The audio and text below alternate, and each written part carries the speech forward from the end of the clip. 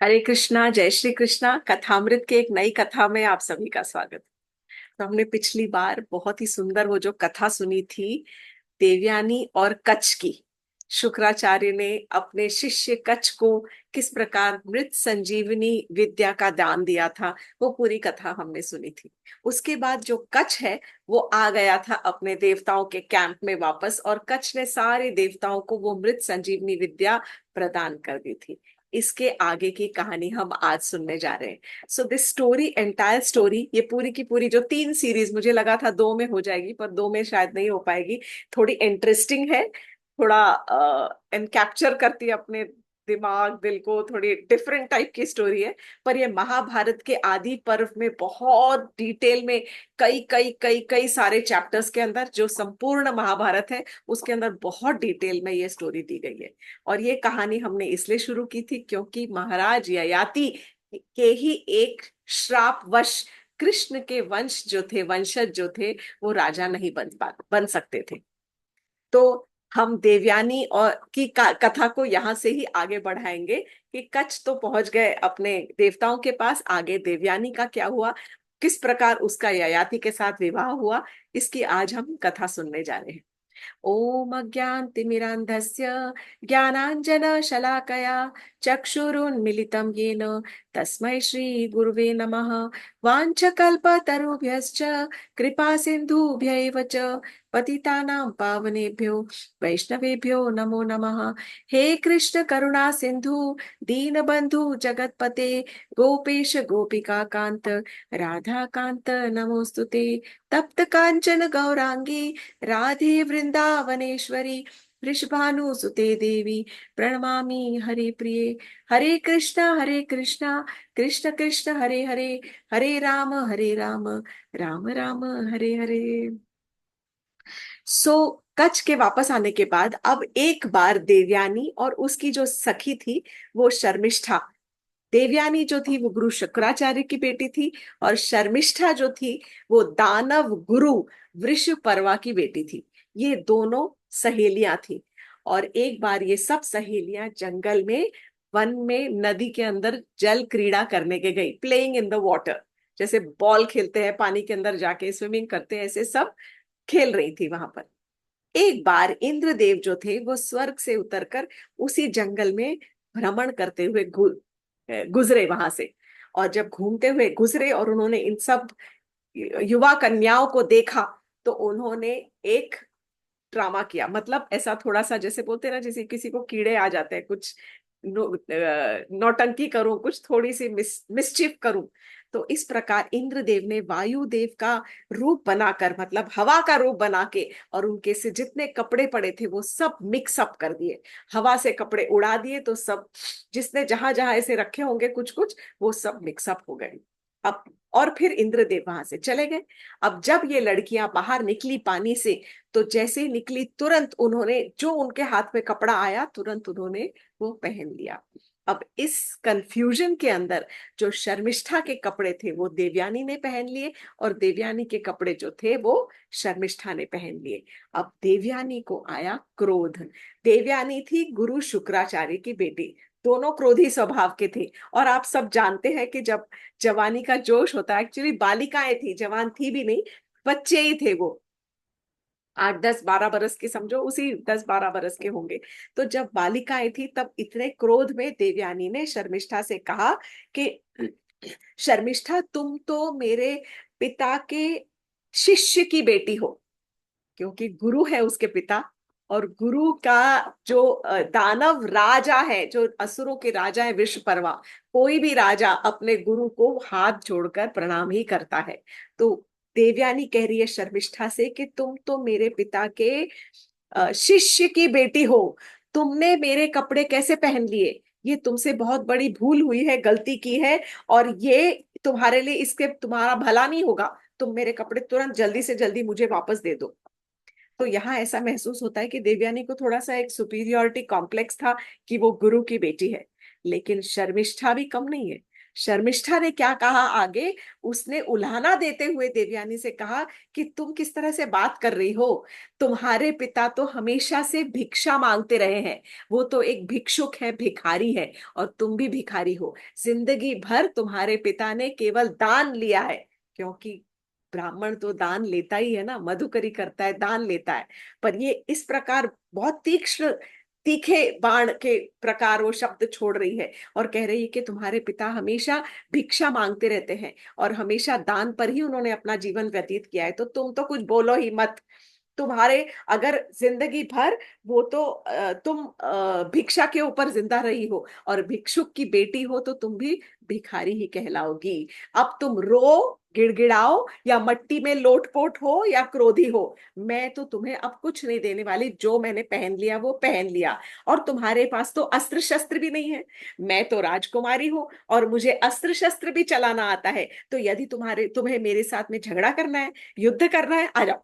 मैं झगड़ा भी कर लूंगी, युद्ध भी कर लूंगी, और मैं तुम्हें अपनी दासियों से उठा के यहाँ से फेंकवा दूंगी। और इस प्रकार उसने कुछ कहा नहीं, दासियों के साथ में तुमको फेंकवा दूंगी। देवयानी ने जैसे ही शर्मिष्ठा के कपड़े ऐसे खींचने की कोशिश की, ऐसे पकड़ते ना, अरे मेरे कपड़े दे दे, ऐसे खींचने की कोशिश की, तो शर्मिष्ठा ने क्रोधवश उसको धक्का दे दिया। और वहीं पर पीछे एक कुआं था, धक्का दे के जानबूझ के कुएं के अंदर उसको गिरा दिया। और कुएं के अंदर गिराकर उसको मृत जानकर, ये समझ के शर्मिष्ठा ने कि देवयानी तो अब कुएं में मैंने धक्का दे दिया है, अब तो ये मर गई होगी, और ये मृत जानकर वहां से अपनी सारी सखियों के साथ वो अपने राज्य को वापस लौट गई।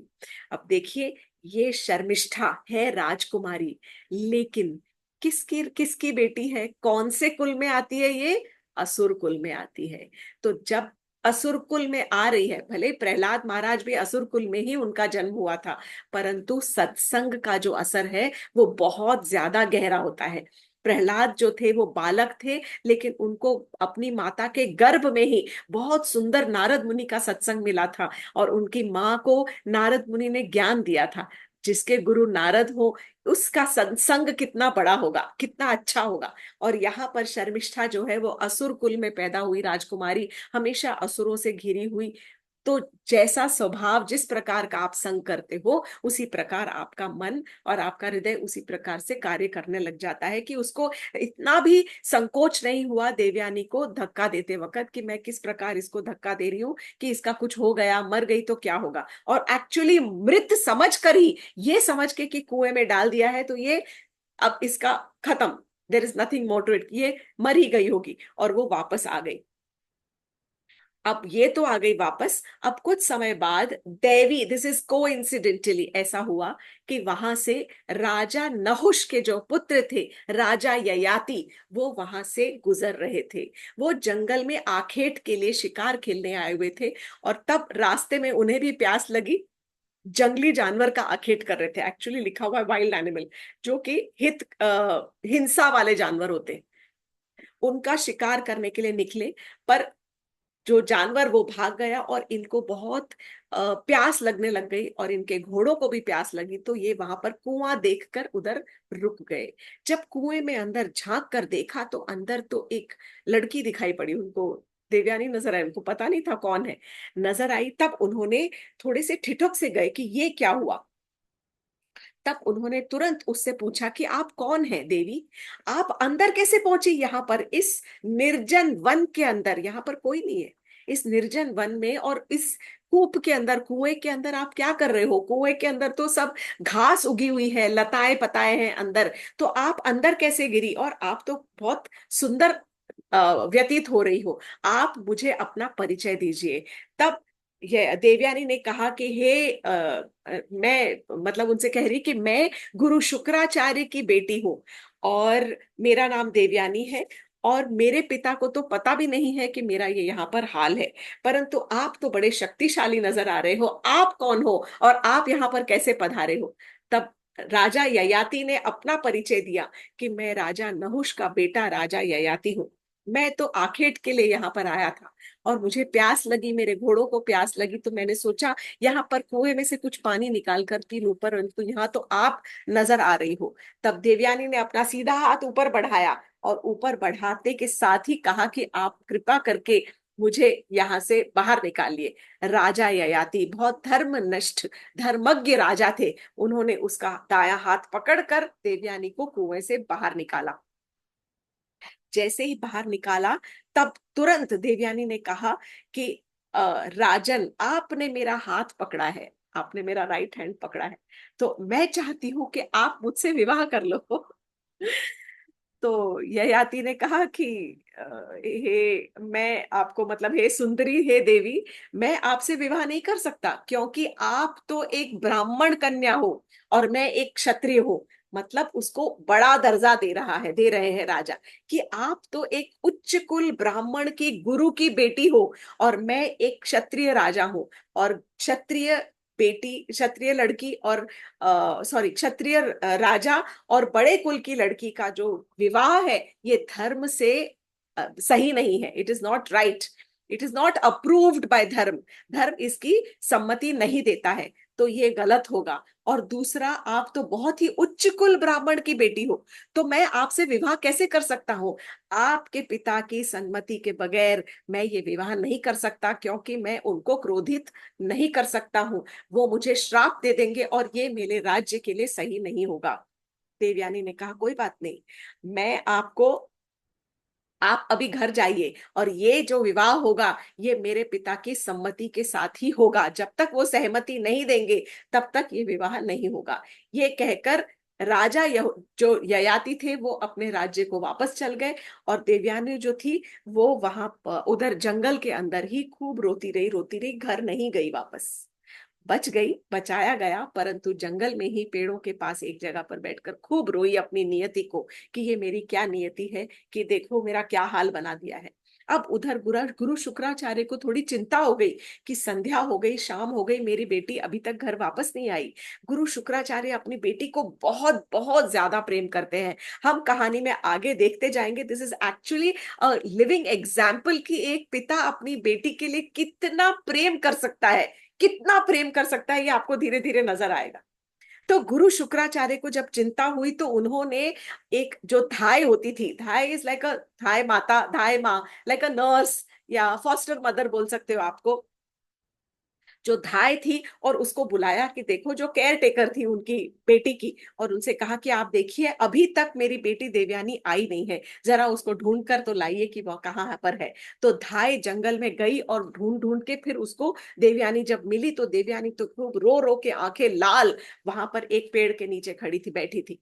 तब धाय ने पूछा क्या हुआ बेटी? तब देवयानी ने सारा वृत्तांत पूरा का पूरा, पूरी कथा कह सुनाई कि किस प्रकार उसको शर्मिष्ठा ने, इस प्रकार कपड़े मिक्स हो गए और उसने कहा, और शर्मिष्ठा ने उसका अपमान किया और फिर उसको कुएं में मरने के लिए छोड़ दिया और वापस आ गई। ययाति की बात उसने इस समय कुछ नहीं बताई। उसने कहा कि फिर एक भले सज्जन आए और उन्होंने मेरा मुझे रेस्क्यू किया और मुझे उस कुएं में से निकाला है। तो उसने धाय से कहा कि आप मेरे पिताजी से जाकर कह दीजिए कि मैं राजा वृषपर्वा के शहर के अंदर एक कदम भी नहीं रखूंगी, मैं यहीं मर जाऊंगी, पर मैं वहां नहीं आऊंगी। अब धाय फिर से शुक्राचार्य के पास गई और सारी कथा कह सुनाई। जो गुरु शुक्राचार्य थे उनकी आंखों में आंसू आ गए, वो भागते हुए गए अपनी बेटी से मिलने के लिए, और जैसे ही बेटी को देखा उसको हृदय से लगा लिया, और हृदय से लगाकर और फिर पूछने लगे कि बेटी घर चलो। तब बेटी ने कहा पिताश्री, आप मुझे पहले ये बताइए, क्या आप भिक्षुक हैं? क्या आप हमेशा भिखारी की तरह अपना जीवन व्यतीत करते हैं? क्या आपका जीवन केवल राजा की दान पर निर्भर है? क्या आपको हमेशा शर्मिष्ठा मुझे यही बार बार बार बार जताती रही कि तेरे पिता तो मेरे पिता के गुणगान गाते हैं और उनकी प्रशंसा के गीत बना के गाते हैं, और इसी गायन के लिए, इसी स्तुति के लिए उनको पैसा मिलता है, उनको दान मिलता है, और इसीलिए तुम्हारा घर चलता है। इसलिए क्योंकि तुम्हारे पिता भिक्षुक हैं जो कि दिन रात मेरे पिता की स्तुति करते रहते हैं, इसीलिए तुम भी भिक्षुक की बेटी भिक्षुक ही हो, भिखारी हो। पिताजी, ये अगर ये सच है तो मैं जिंदगी भर शर्मिष्ठा की सेवा करने के लिए तैयार हूं, लेकिन आप मुझे बताइए, मैं आपसे सुनना चाहती हूँ, आप मुझे बताइए। तब गुरु ने कहा देवयानी, तुम एक गुरु की बेटी हो, सब के सब तुम्हारे पिता की स्तुति करते हैं। राजा इंद्र जो है, देवताओं के राजा, वो सारे के सारे, और जो सारे असुर और असुर राज, जो दानव राज वृषपर्वा, वो सारी मेरी स्तुति करते हैं। मैं किसी की स्तुति नहीं करता, मैं किसी के गुणगान नहीं करता, क्योंकि मैं तो गुरु हूं, और मैं गुरु पिता तुल्य हूं उनके लिए। और वो, मेरे पास तो ब्रह्मा जी के इतने वरदान है कि इतने वरदानों की वजह से, जब मेरे तप की योगिक शक्ति से ही उनका सारा राज्य चलता है, क्योंकि राज्य में उनके जब वर्षा होती है तो मेरी शक्ति से होती है। सारी जो औषधियां फलती है वर्षा की वजह से, वो मेरी शक्ति से होती है पुत्री। तो तुम ये कभी भी विलाप मत करो, तुम किसी भिक्षुक की पुत्री नहीं हो, तुम तो एक महान गुरु की बेटी हो। तब शुक्राचार्य ने अपनी बेटी को बहुत बड़ा एक लेसन दिया है क्रोध के ऊपर। देखिए, ये सब कथाओं में जब आप धीरे धीरे सुनेंगे तो बहुत बड़े बड़े लंबे लंबे एपिसोड्स हैं, जहां पर कोई ना कोई चीज की कथा, इंपॉर्टेंस कोई बता रहा है। तो यहाँ पर काफी लंबा लेसन शुक्राचार्य ने अपनी बेटी देवयानी को समझाया है क्रोध के ऊपर। फिर भी हम देखेंगे कि आगे देवयानी को भी क्रोध आया, शुक्राचार्य को भी क्रोध आया, लेकिन ज्ञान तो उन्होंने बांटा है, और उस ज्ञान को हम भी थोड़ा सा समझने की कोशिश करेंगे। तो शुक्राचार्य कहते हैं कि क्रोध जो है इतना हानिकारक है, अपनी बेटी से कह रहे हैं कि तुम क्रोध ना करो, क्योंकि यदि तुम कंपेयर करोगी, तुलना करोगी दो व्यक्तियों की, एक व्यक्ति जो कि 100 वर्षों तक रोज यज्ञ करता है, और एक व्यक्ति जिसे कभी भी क्रोध नहीं आता है, तो उस तुलना में जिसको क्रोध नहीं आता है उसका ही पलड़ा भारी होगा। He is the greater one. जो रोज 100 दिनों तक यज्ञ करता हो, उसको उतना पुण्य प्राप्त नहीं होता, उतना वजन नहीं है उस व्यक्ति में, जितना कि जो क्रोध रहित व्यक्ति है उसके अंदर। वो, क्योंकि सारी की सारी हमारी तपस्या जो है वो सब निष्फल हो जाती है। सारा दान किया हुआ, यज्ञ किया हुआ, सारा का सारा निष्फल हो जाता है यदि हम क्रोध के अभिभूत हो जाते हैं। तब तब वो कहते हैं कि जब वो, जो क्रोधी व्यक्ति है, वो अगर अपने क्रोध पर संयम नहीं करता है, नियंत्रण नहीं रखता है, तो वो कभी ना कभी अपने लाइफ में अपने मित्रों से, अपने सखाओं से, और अपने जो स्वजन है, परिजन है, रिलेटिव्स, उनसे वो हाथ धो बैठता है, उनसे वो दूर हो जाता है। इसलिए अपने क्रोध को नियंत्रण में रखो बेटी।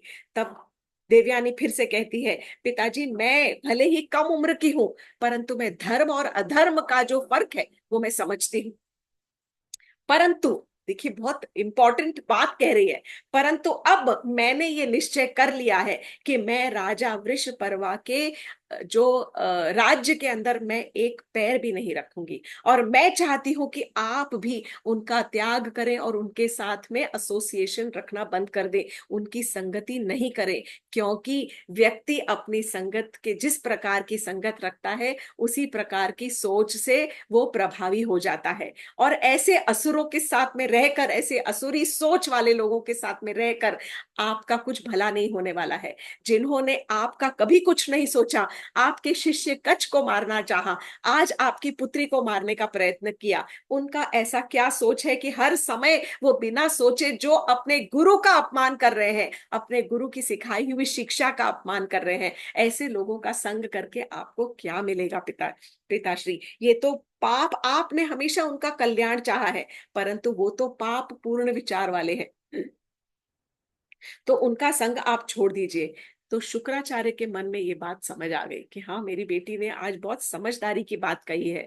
तुरंत वो शुक्राचार्य तुरंत चले गए, राजा बेटी को लेकर ही राजा वृषपर्वा के महल के अंदर पहुंचते हैं, राज दरबार में। और पहुंचते के साथ ही सीधे के साथ राजा वृषपर्वा से कहते हैं कि हे राजन, आपने हमेशा पाप पूर्ण कार्य किए हैं, और मैंने हमेशा आपको क्षमा करते रहा, मैं सिखाने की इतनी कोशिश करता रहा, परंतु आपने कभी कोई सुधार ही मैं नहीं देख रहा हूं। और आपको ये पता होना चाहिए कि जो भी कार्य कोई व्यक्ति करता है, भले अच्छा या बुरा, सद्गुण हो या मतलब गलत कार्य, पाप हो या पुण्य हो, कोई भी कर्म जो करता है उसका फल हमें तुरंत नहीं मिलता। जिस प्रकार हम धरती के अंदर बीज बोते हैं तो उसका फल तुरंत नहीं निकलता। 6 महीने रुकना पड़ता है, 3 महीने रुकना पड़ता है फसल उगने के लिए। इसी प्रकार यदि हम पाप कार्य करते हैं या पुण्य कार्य करते हैं तो उसका फल हमें तुरंत नहीं मिलता है, लेकिन फल मिलता अवश्य है। जिस प्रकार आप कार्य कर रहे हो, आपने अंगिरा, महर्षि अंगिरा के जो प्रपौत्र थे कच्छ, जो कि मेरे अतिथि थे, ही वॉज माई गेस्ट, मेरे अतिथि थे और मेरे शिष्य भी थे, और उसको आपने कितनी बार मृत्यु के घाट उतारा है, कितनी बार आपने उसका वध करवाया है।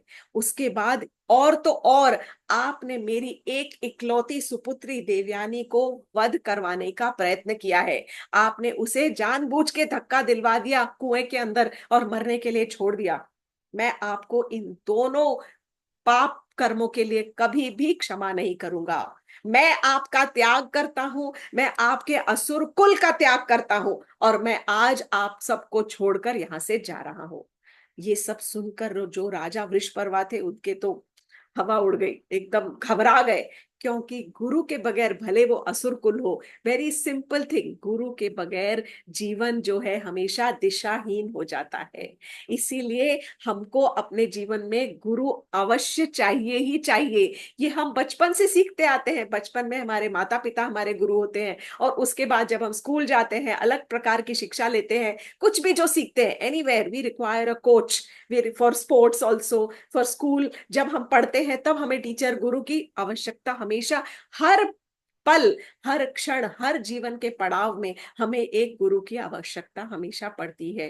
तो जब गुरु ये कह रहा है कि मैं आपका त्याग करता हूं, तो ये तो बहुत बड़ा अपमान और बहुत बड़ा धक्का लगने वाली बात थी ही।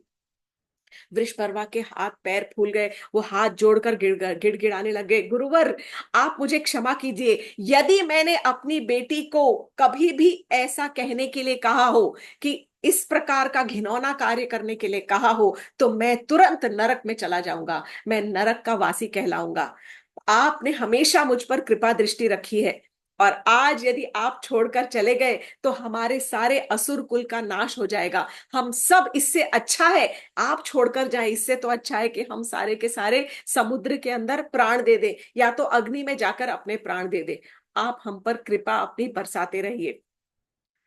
तो गुरु ने कहा कि मुझे कोई फर्क नहीं पड़ता कि आप पानी में जाके मर जाओ या अग्नि में जाकर अपना जीवन दान दे दो, आप मेरी बेटी को खुश रखो, प्रसन्न करो। यदि आप चाहते हो तो आप मेरी इकलौती बेटी को, मेरी जो प्रिय पुत्री है, उसको आप प्रसन्न रखो। मैं उसके प्रति कोई भी अप्रिय बर्ताव सहन नहीं कर सकता।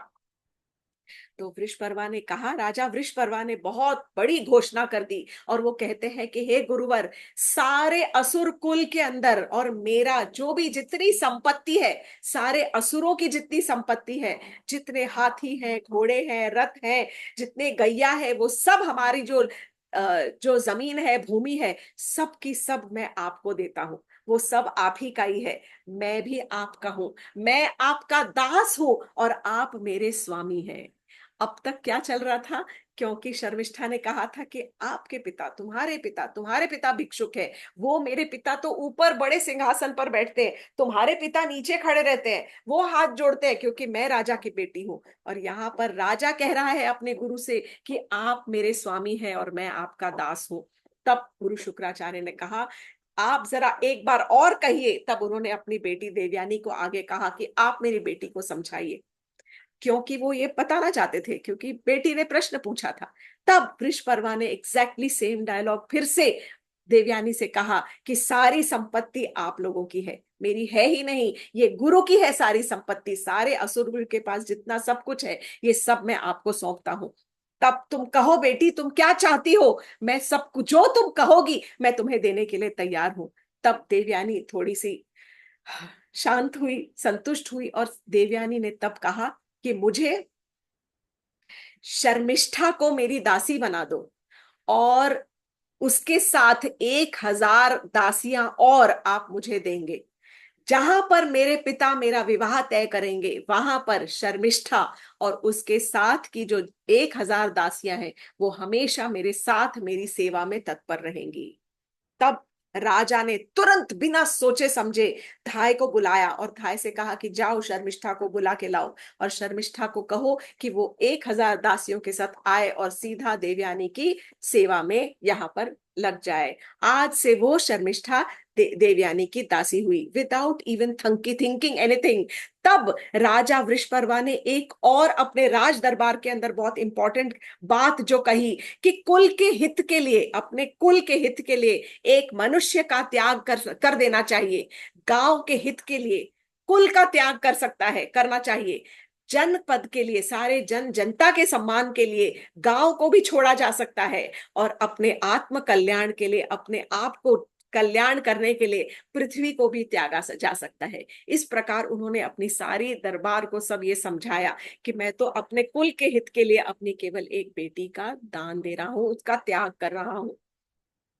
जैसे ही वो थाई तुरंत पहुंची शर्मिष्ठा के अंतापुर में और चेंबर में जाकर उसने शर्मिष्ठा से सब बात कही। शर्मिष्ठा वस काम, शांत रही। उसे अपनी गलती का एहसास हुआ, लेकिन उसने अपने पिता से एक बार भी प्रश्न नहीं कहा और बिल्कुल हंसते हुए बाहर आ गई और उसने कहा कि पिताजी, मैं अपने कुल पर कोई भी आंच नहीं आने दूंगी और आज से आपकी आज्ञा का पालन होगा और मैं हमेशा देवयानी की सेवा में रत रहूंगी।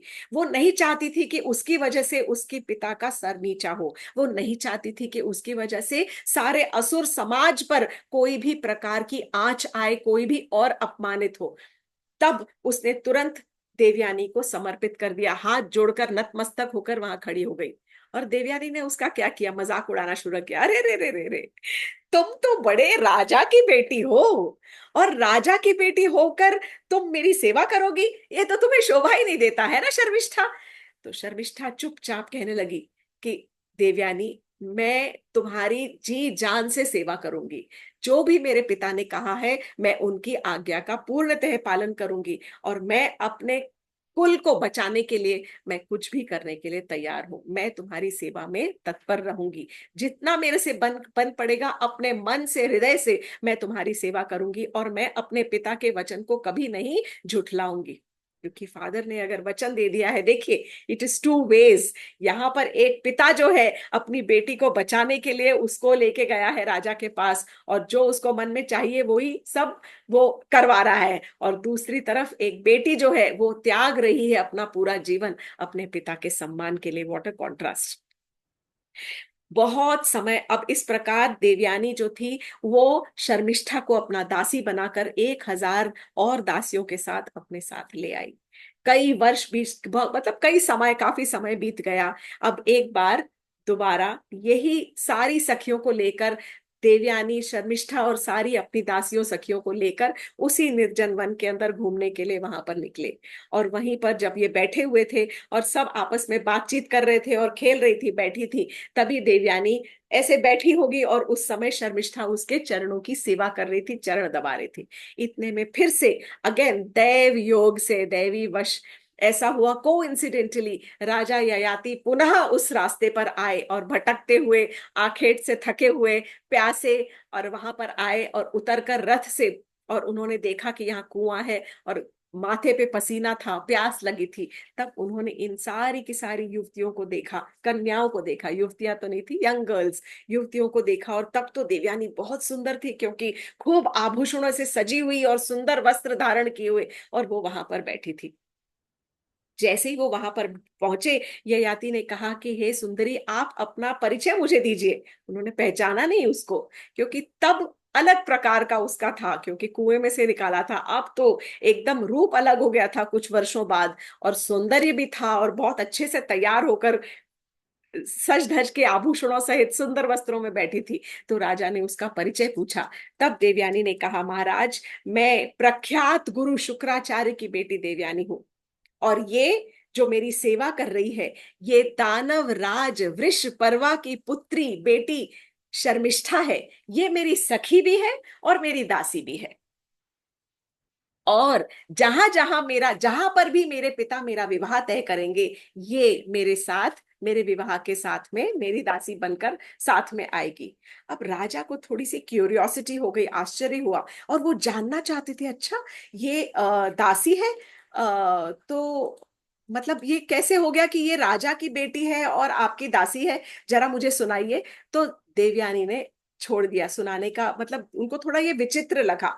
तो तब देवयानी ने कहा कि रहने दीजिए महाराज, ये बहुत एक लंबी और विचित्र कथा है, इसके बारे में हम फिर कभी चर्चा करेंगे। फिलहाल आप अपना परिचय दीजिए, आप कौन है। तो राजा ने फिर से अपना इंट्रोडक्शन दिया और कहा, मैं राजा नहुष का पुत्र राजा ययाति हूँ। मैं भी एक राजा हूँ और मैंने सारे वेदों का अध्ययन किया है। आज मैं आखेट के लिए यहाँ निकला था और मुझे प्यास लगी, तो मैंने कूप देख के, कुआं देख के यहाँ पर मैं पानी पीने के लिए यहाँ पर रुका हूँ। पर अब मुझे लगता है मुझे जाना चाहिए। तब देवयानी ने कहा, हे राजन, मैं आपको पसंद करती हूँ, मैं अपने आप को आपको समर्पित करना चाहती हूँ। मैं चाहती हूँ, मैंने आपको अपना पति स्वरूप वरण कर लिया है। I have chosen you as my husband. मैंने आपको अपने पति रूप में वरण कर लिया है। मैं चाहती हूँ कि आप मुझसे विवाह करें। तो राजा जो ययाति थे वो फिर से ठिठुक गए। वो बोलने लगे, देवी, आपको मैं बता रहा हूं ये सही नहीं है, क्योंकि आप एक ब्राह्मण पुत्री हो और मैं एक क्षत्रिय राजा हूं। तो ये जो चेंज है, मतलब जो स्त्री है वो थोड़े कम लेवल की हो तो चलेगा, बट उसी, या तो उस जाति की हो या फिर उससे थोड़े कम जाति की हो। 1 मिनट, हाँ, कम जाति की हो। पर ये धर्म सम्मत नहीं है, ये धर्म से रॉन्ग मिलाप होगा, गलत मिलाप होगा, ये अधर्म कहलाएगा। और तो और मैं आपके पिता को क्रोधी नहीं कर सकता, क्रोधित नहीं करना चाहता, क्योंकि उससे और अधर्म लगेगा। आप तो एक महान गुरु शुक्राचार्य की बेटी है। लेकिन देवयानी का मन तो अटल था। उसने कहा कि आपने मेरे को, मुझे एक बार मेरे हाथ को पकड़ा है और मुझे मेरा स्पर्श किया है। अब तो कोई और जो नर है वो कोई भी मेरे मुझे स्पर्श कर ही नहीं सकता। Only you have the right to touch me, because आपने मेरा एक बार स्पर्श किया है। तब ययाति ने कहा कि मैं आपके पिता की इच्छा के विरुद्ध कुछ नहीं कर सकता। मैं उनका बहुत आदर सम्मान करता हूँ क्योंकि वो बहुत बड़े उच्च कुल के ब्राह्मण हैं। तब देवयानी ने कहा, परंतु मैंने आपका वरण किया है और ये विवाह तो होकर ही रहेगा। आप कुछ क्षण यहीं रुकिए, मैं अभी सब सही कर देती हूँ। मेरे पिता हमेशा मेरी आज्ञा मानते हैं। तब तुरंत देवयानी ने अपनी धाय को बुलाया और धाय से कहा कि आप जाकर तुरंत मेरे पिताजी से कहिए कि मैं उनसे बात करना चाहती हूँ, और आप उनको तुरंत यहाँ पर ये जाकर कहिए कि मैंने राजा ययाति को अपना पति स्वरूप माना है और इसीलिए मैं उनको तुरंत यहाँ पर बुला रही हूँ। Just see. तब तुरंत उसी वक्त वो धाय जो थी वो भागती हुई गई और गुरु शुक्राचार्य के पास पहुंचकर, और उन्होंने कहा, सब वृत्तांत सुनाया। तो गुरु शुक्राचार्य को लेकर वो वन में वहां पर पहुंची, जहां पर देवयानी, शर्मिष्ठा, सारी सखियां, सारी दासियां और राजा ययाति वहां पर खड़े थे। गुरु शुक्राचार्य के आते ही राजा ययाति ने उनको प्रणाम किया और विनम्रता से प्रणाम करके अपना इंट्रोडक्शन देकर वो वहां पर खड़े हो गए। देवयानी ने कहा, पिताश्री, ये राजा ययाति हैं और इस प्रकार इन्होंने मुझे वहां तब बचाया था जब मैं कुएं में गिर गई थी। मेरा हाथ खींचकर बाहर निकाला था, मुझ मेरा हाथ पकड़ा था इन्होंने। तब से ही मैंने इनको अपना पति रूप मान लिया था और मैं चाहती हूँ कि इनसे ही मेरा विवाह हो। तो गुरु ने कहा, नहुष नंदन, नहुष के पुत्र, मेरी बेटी ने तुम्हें अपना पति स्वरूप वरण कर लिया है, इसीलिए तुम इसको अपनी पत्नी बनाओ और इसे अपनी पटरानी के रूप में स्वीकार करो। अब गुरु की आज्ञा हो गई, पिता की आज्ञा। अब ययाति ने कहा कि गुरुवर, मैं आपकी आज्ञा का पालन करूंगा, परंतु आप मुझ पर यह कृपा करें कि जो ये अधर्म हो रहा है उसका फल मुझे ना भोगना पड़े। कि मैं एक क्षत्रिय होकर एक ब्राह्मण कुल की लड़की से, स्त्री से, नारी से मैं विवाह कर रहा हूं, उसका जो पुण्य पाप लगेगा मुझे, या उसका जो पाप का फल मुझे भुगतना पड़ेगा, अधर्म लगेगा, उस अधर्म और पाप के फल से आप मुझे मुक्त करेंगे। तो तब ये जो क्षत्रिय और ब्राह्मण विवाह है ये धर्म के अनुकूल नहीं है। तब गुरु ने कहा, गुरु शुक्राचार्य ने कहा कि मैं तुम्हें इस पाप से मुक्त करता हूं। हे राजन, मैं तुम्हें सारे पापों से मुक्त करता हूं। तुम देवयानी को अपनी पत्नी बनाओ और हमेशा इसके साथ सुखी विवाहित जीवन व्यतीत करो, हमेशा। क्योंकि शर्मिष्ठा और सारी जो सखियां हैं दासियां, वो इसके साथ दासी स्वरूप जाएंगी।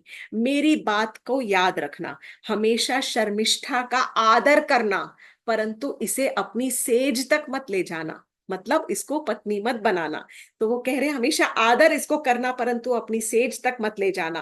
कभी भी इससे बात नहीं करना, और अगर कभी भी एकांत में इसके साथ मिलने का प्रयत्न भी नहीं करना, कभी इसका स्पर्श नहीं करना।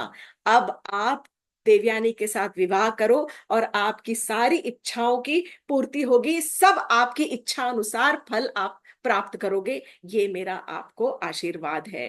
ययाति ने तब गुरु शुक्राचार्य के परिक्रमा की, उनका हाथ जोड़े, और उसके बाद विधि विधान से प्रॉपर रिचुअल्स के साथ में ययाति और देवयानी का विवाह हुआ। और विवाह के बाद राजा ययाति जो थे, देवयानी अपनी पत्नी को और पत्नी के साथ उसकी 1001 जो दासियां थी शर्मिष्ठा, और 1000 दासियों को लेकर अपने राजमहल में आ गए। ये कहानी अब एक नया मोड़ लेगी, और उस नए मोड़ के लिए हम अगली कथामृत में आपका इंतजार करेंगे। आज की कथा को हम यहीं विराम देते हैं। Stay tuned to Kathamrit, there is much more to this nice story. Hare Krishna, thank you very much. Thank you for joining with कथामृत।